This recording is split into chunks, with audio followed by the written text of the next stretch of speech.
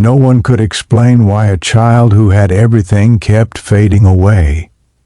Doctors whispered outside glass doors. Machines hummed through sleepless nights, and a mansion full of light felt colder than a hospital ward. But the miracle didn't come from money, medicine, or power.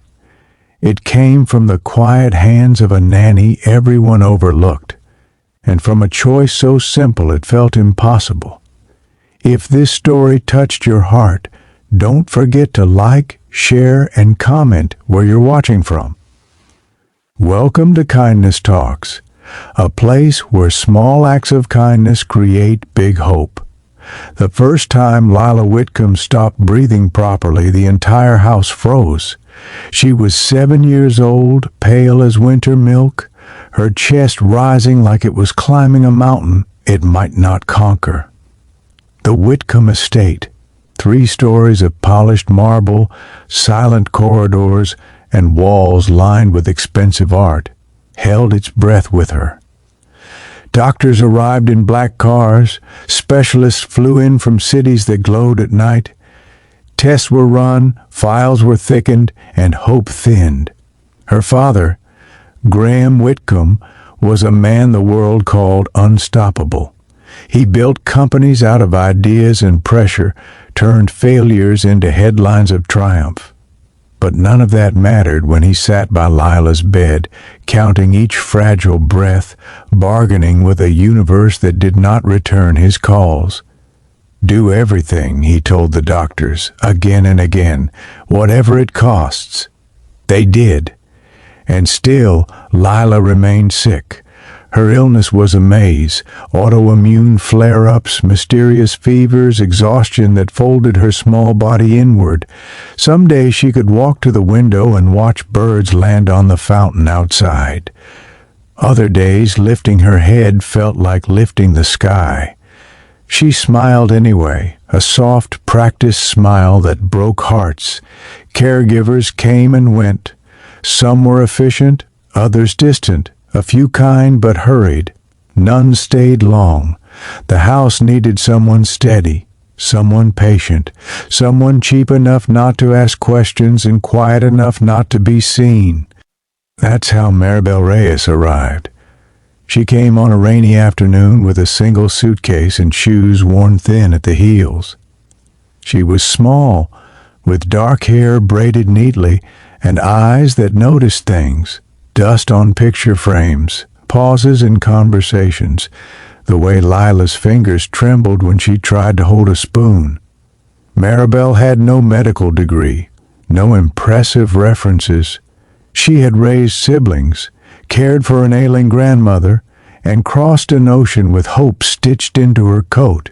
She took the job because it paid, and because when she saw Lila, something inside her went still. "Hello," Maribel said softly, kneeling to the child's level. "I'm Maribel. I'll be here with you." Lila studied her for a long moment. Then she nodded. From that day on, Maribel did what others hadn't. She listened. She noticed that Lila's fevers worsened after nights filled with noise, late meetings, echoing footsteps, doors closing too loudly. So Maribel learned the rhythm of the house and asked for silence after sunset. No one argued. They were too tired to resist. She saw how hospital food made Lila nauseous, how the smell of metal trays made her shrink. So Maribel cooked simple meals from memory, warm broths, soft rice, apples baked with cinnamon. She fed Lila slowly, telling stories about the village she grew up in, where healing began with patience. She noticed something else, too, something the doctors missed. Lila was lonely. Not the kind of lonely that comes from being alone, but the kind that comes from being surrounded and still unseen. Nurses checked vitals. Doctors asked questions. Her father kissed her forehead and left to answer calls. Everyone was busy saving her, but no one was with her. Maribel was. At night, when pain kept Lila awake, Maribel sat by her bed and breathed with her. When Lila cried without knowing why, Maribel didn't fix it. She stayed. "You don't have to be brave," she whispered. "You can rest." Weeks passed, then months. The doctors were confused. Lila wasn't cured, but she was steadier. Fewer fevers, less panic. Her body seemed less at war with itself. Graham noticed too. He saw his daughter laugh, really laugh, for the first time in a year, as Maribel pretended a spoon was a singing bird. He saw Lila's color return slowly, like dawn finding the edges of night. "What are you doing differently?" he asked one evening, watching from the doorway. Maribel hesitated. "Nothing special, sir," she said. "I just care for her." But that wasn't the impossible thing. The impossible thing came on a night when the house lost power. A storm rolled in hard and fast, knocking out lights and alarms. Backup generators kicked in late. In the confusion, Lila panicked. Her breathing shortened, her body stiffened, and the familiar signs of an episode surged. The medical team was stuck in traffic. Graham's phone had no signal. Maribel didn't wait. She wrapped Lila in a blanket and carried her, not to the medical wing, but to the small glass sunroom at the back of the house. Rain lashed the windows. Thunder shook the ground.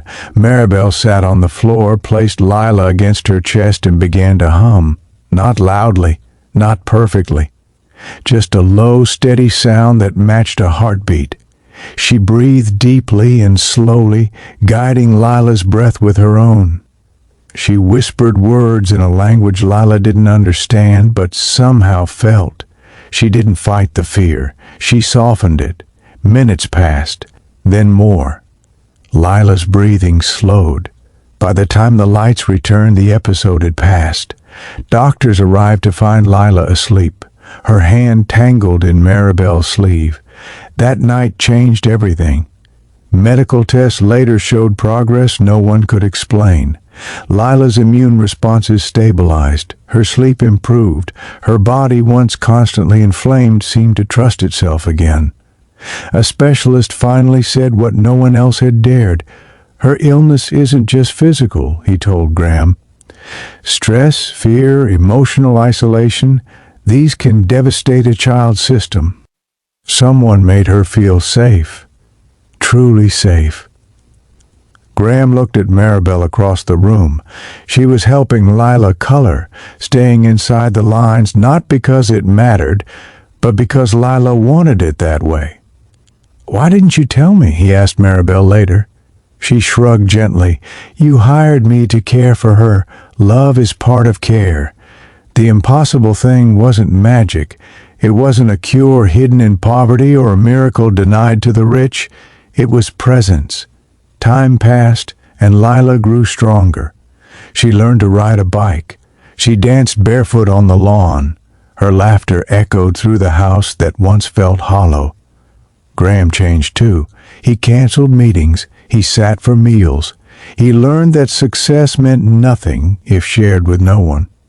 One afternoon he found Maribel packing her suitcase. "I've saved enough," she said quietly. "My sister needs help. It's time." Graham's chest tightened. "Stay," he said. "Name your salary." Maribel smiled. This was never about money. Lila ran in and wrapped her arms around Maribel's waist. "You're my miracle," she said. Maribel knelt and kissed her hair. "No," she whispered, "you are." Years later, when people asked how Lila recovered, Graham never spoke of hospitals or wealth. He spoke of a woman who chose to stay, of kindness that didn't clock out, of love that healed what medicine could not. And somewhere far away, Maribel carried that same impossible gift into another life, quietly changing the world, one breath at a time.